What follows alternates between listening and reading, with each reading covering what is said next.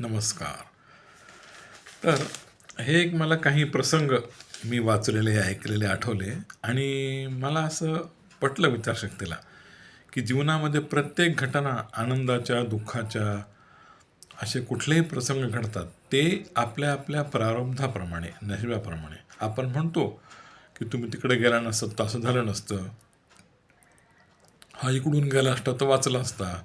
तो तिकडं बसला असता त्याचा फायदा झाला असता, असं म्हणतो. पण हे सगळं त्याची किमया आहे. तो हे घडून आणतो, निमित्त आपण असतो. तर त्याचा एक किस्सा म्हणजे गंमत उदाहरण मी ऐकलं, की एका माणसानं ट्रेनचं तिकीट काढलं. त्याला जायचं होतं. पण म्हणजे ॲडव्हान्समध्ये आधी काढून घेतलं असेल 4-8 दिवस. पण दुसऱ्या दिवशी त्यानं मुलाला सांगून ते ट्रेनचं तिकीट कॅन्सल केलं. त्याला बसनं जावं वाटलं. बसचं ऑनलाईन बुकिंग केलं आणि तो बसनं गेला. तर त्या बसला अपघात झाला आणि त्या अपघातामध्ये तो व्यक्ती गेला. पहा, आता ट्रेनचं तिकीट काढलं होतं, ट्रेननं गेला असता तर तो वाचला असता. पण तो बसनं गेला म्हणजे तो स्वतःहून गेला नाही. देवानं त्याला तशी बुद्धी दिली बसनं जायची. त्याचं मरण त्या बसमध्ये होतं त्या दिवशी. तसंच एक प्रसंग आमच्या इथंच म्हणजे बीडलाच घेतलेला एक प्रसंग मी ऐकला, की एक मुलगा त्याच्या मामाकडे गेला होता. 8 दिवस राहायला. मग पुन्हा म्हणला, मामा मी आता चलतो, आई बाबा वाट बघत असेल. मामाला मामीला भेटला तो. तर दोघं म्हणले, बाबा 8 दिवस राहायला, आणखी 1 दिवस राहा, उद्या जा. तर तो ठीक आहे राहायला.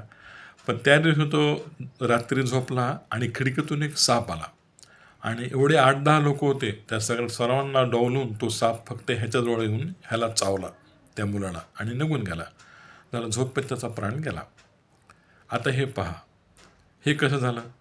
समजा एक दिवस मामा म्हणतो तसं एक दिवस न थांबता आधीच गेला असता तर तो वाचला असता आणि सापही आला नसता त्याला मारायला.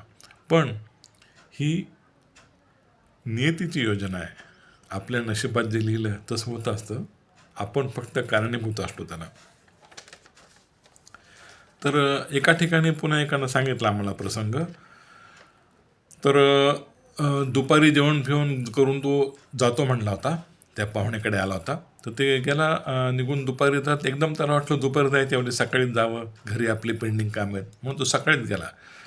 सकाळी गेला तर दुपारी इकडं त्या भागामध्ये भूकंप झाला आणि तो घर त्याचं सगळं ते पडलं खाली. हा वाचला, कारण हा दुपारच्या ऐवजी सकाळी गेला होता.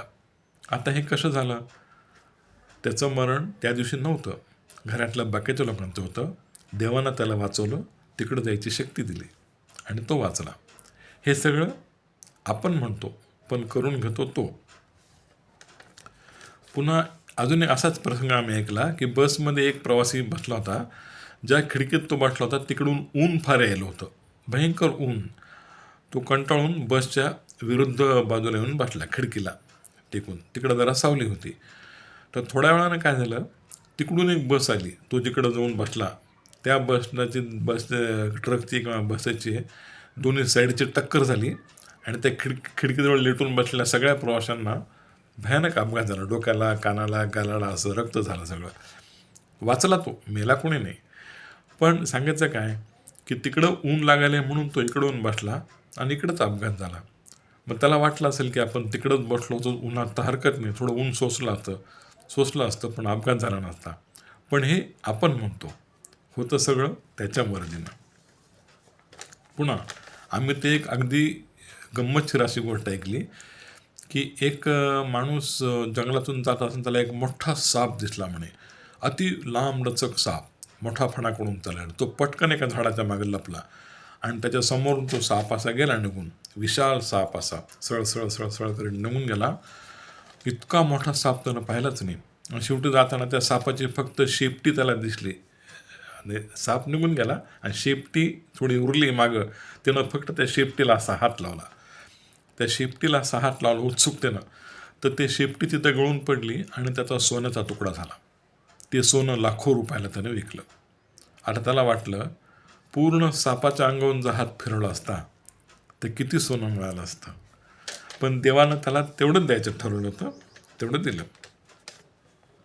आणि असं म्हणतात, की साप काय, कुठलंही जनावर देवाची आज्ञा झाल्याशिवाय चावत नाही.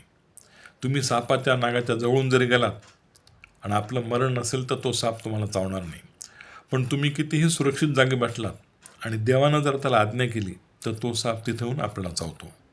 देवाची आज्ञा असल्याशिवाय जनावर चावत नाही असं म्हणतात काही जाणकार मंडळी. आणि काही दिवसापूर्वी, काही वर्षापूर्वी, 8-10 वर्षापूर्वी दिल्लीला झूमध्ये घडलेला प्रसंग तुम्ही पाहिला. त्या मुलाला त्या दिल्लीमधल्या वाघानं झूमधल्या कसं मारून टाकलं. वाघ म्हणजे देवीचं वाहन. देवीनं त्या मुलाला त्याचं मरण आलं तर वाघाच्या हातून त्या झूमध्ये जायची बुद्धी दिली आणि तो त्या वाघाच्या हातून गेला.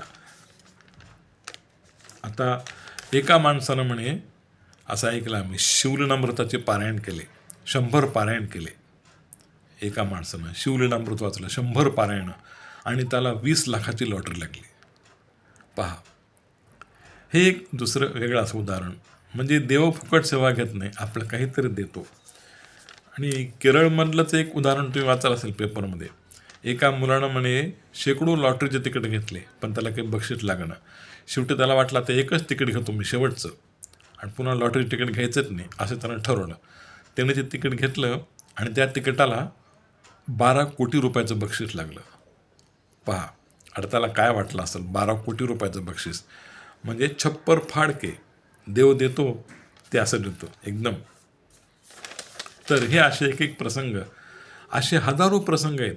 आणि पण माणूस म्हणतो तुम्ही असं केलं असतं तर बरं झालं असतं, तिकडं जायचं नसतं, इकडून जायचं असतं, हे आपण म्हणतो. पण देव आपल्याला तशी बुद्धी देतो. आपण काहीच करीत नाहीत, सगळं करता करिता तोच असतो. Everything is done only by God.